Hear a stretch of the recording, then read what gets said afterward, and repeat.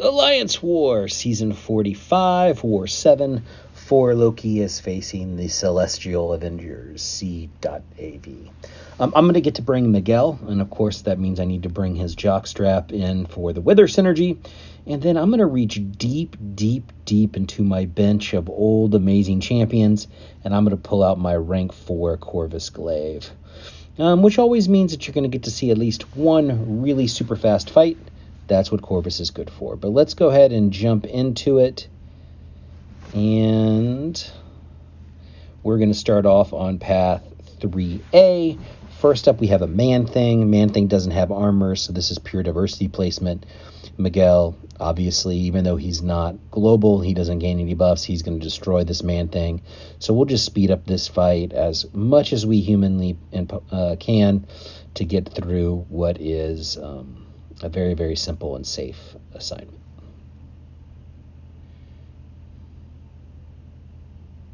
I think I got hit by that special one. Come on, clown.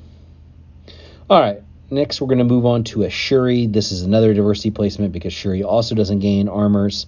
We're going to go ahead and Miguel her. Originally, I thought I might Corvus this fight, but Miguel seemed way safer in the moment. So I'm going to go ahead and speed this up while I beat the crap out of the Shuri by just hitting her block repeatedly.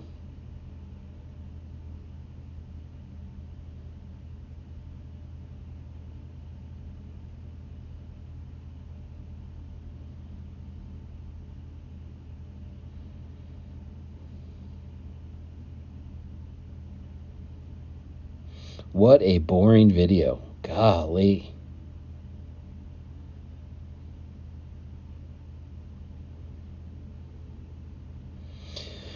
All right, now we're going to move on to path 3B, and first up we have the Capsam. This is what necessitated bringing the Corvus Glaive, so that way we have ready access to the armor breaks, and even if we hit Capsam when he has an armor up and we get a bleed, it's not going to hurt Corvus too much. So that's the plan. I redid my masteries for this fight. I'm going to bait special 1s. I'm going to build up to a special 2. I'm going to let him rip.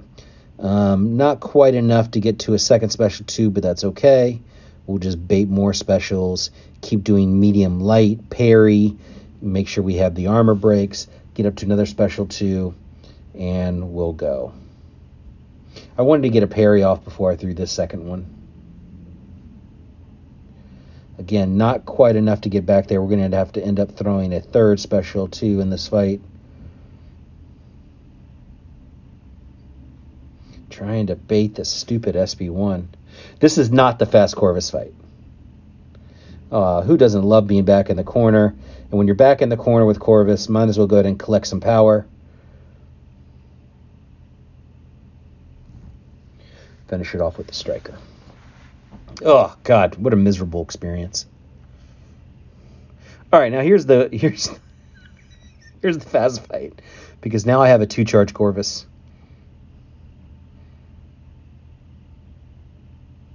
So, yeah.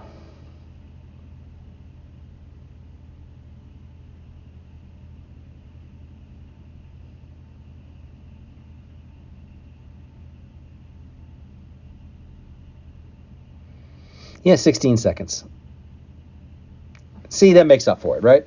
All right, mini time. First up, I have this Sassy. I'm obviously going to be using Miguel for it.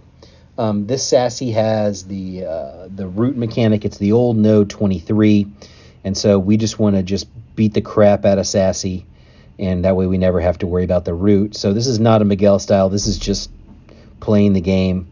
The advantage of using Miguel here is obviously the access to the exhaustions, which shuts off the wrath. So yeah, once that initial heavy was done, this fight was over, and now it's just beating him to death. We've already gotten 2 withers on him. We're going to go here for a third.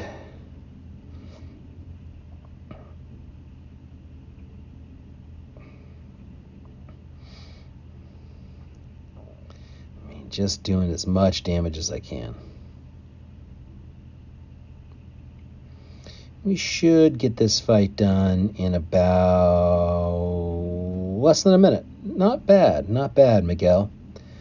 Final fight of this war is this Rentra. I went ahead and removed dexterity for this fight just because Rentra messes with that, even though Miguel is buff immune. And so it's just about getting up the withers and getting in damage. And this is a fairly easy solo. Even though this is an ascended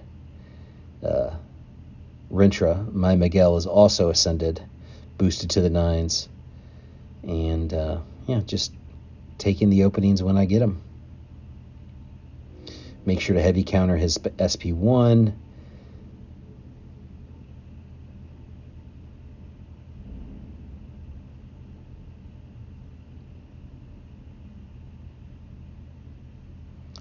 Yeah, what can you really say about this thing?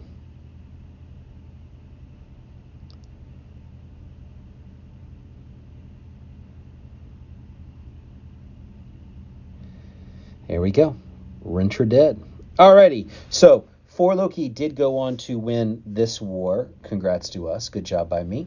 And now we'll move on to SSX, who is facing KenOB. Not like the old school KenOB, but like a resurrected version of KenOB. Anyway, I'm going to get to be bringing Absman, Hulkling, and then I need to go ahead and bring Immortal Abomination for the Poison Immune Synergy.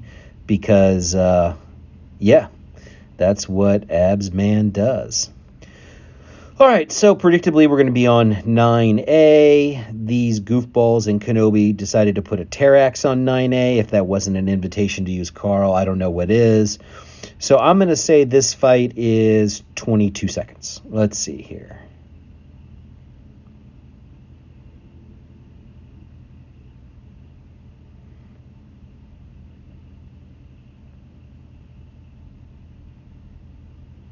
Oh no, I got hit.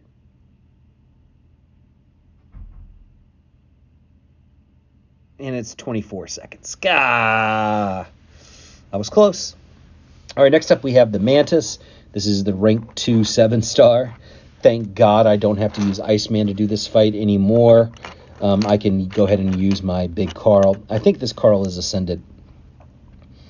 And the goal here is just, 4-hit combos when she's under 2 bars of power, and then, build back up to a special 2 and take her down. This is not going to be a long fight.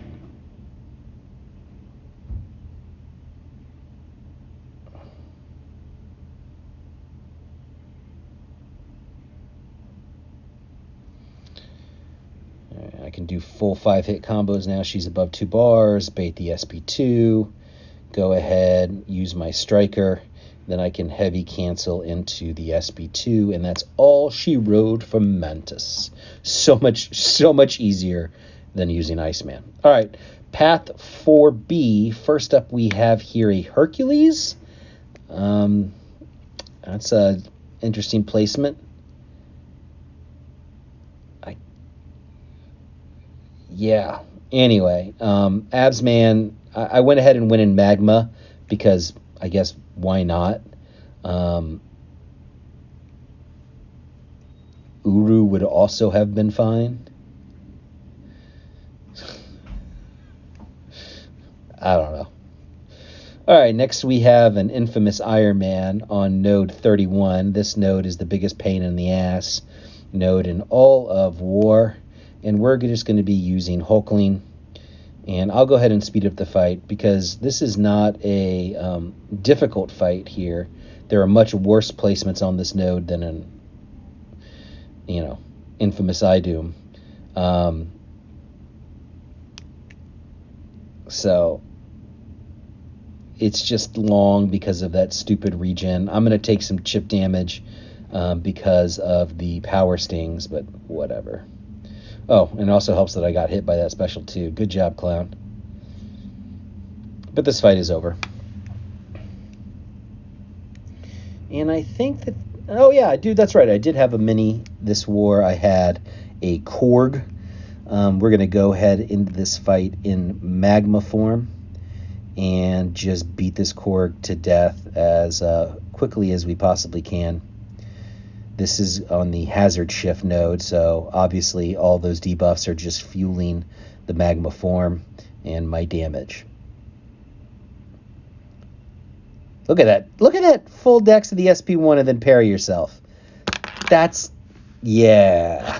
Do something good and then do something real bad. I dexed like 2 of the 3 that time.